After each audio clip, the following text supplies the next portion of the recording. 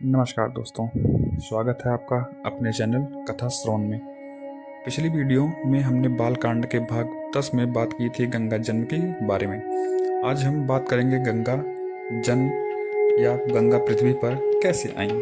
तो शुरू होती है ये कहानी ऋषि विश्वामित्र ने जब कहा महाराज सगर के पुत्रों की खोज में उनके पौत्र अंशुमान ने शस्त्रास्त्रों से सुसज्जित होकर पाताल लोक की ओर यात्रा की।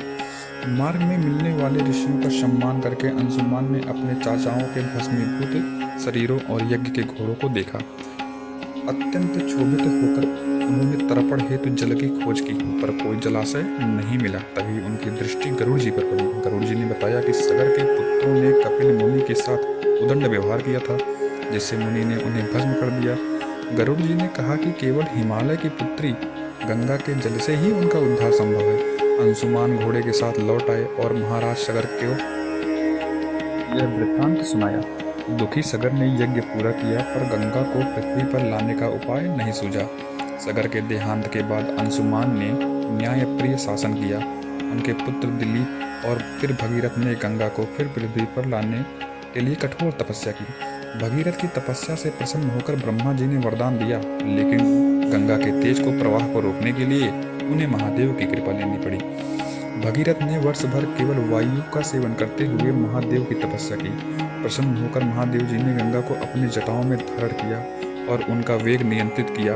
फिर गंगा हिमालय पर्वत पर बिंदुसर से छोड़ी गई और 7 धाराओं में विभाजित हो गई। इनमें लाहिनी, पावनी, नलिनी पूर्व की ओर, सुचक्षु, सीता और सिंधु पश्चिम की ओर बही, जबकि 7वीं धारा भगीरथ के पीछे पीछे चली। गंगा के जल को जो भी छूता भव बाधाओं से मुक्त करता। चलते चलते वे ऋषि जहू के यज्ञ स्थल पर पहुंचे, जहां उनका जल यज्ञ सामग्री सहित बहने लगा। क्रोधित हुए जहू ऋषि ने गंगा का सारा जल पी लिया, पर फिर अपनी पुत्री के रूप में उन्हें स्वीकार किया। तब से गंगा जाह्नवी कहलाने लगी। भगीरथ के प्रयत्नों से सगर के पुत्रों का उद्धार हुआ और वे निष्पाप होकर स्वर्ग गए। ब्रह्मा जी ने गंगा के जल से स्नान करने वाले को सभी दुखों से मुक्त होने का वरदान दिया। तब से गंगा के 3 नाम हुए, त्रिपतगा, जाह्नवी और भागीरथी, पृथ्वी पर प्रचलित हुए। कथा से यह सीख मिलती है कि कठिन तप, भक्ति और निष्ठा से असंभव कार्य भी संभव हो जाता है। पार्ट 12 के लिए हमारे चैनल को सब्सक्राइब करें, वीडियो को लाइक करें। धन्यवाद। जय श्री राम।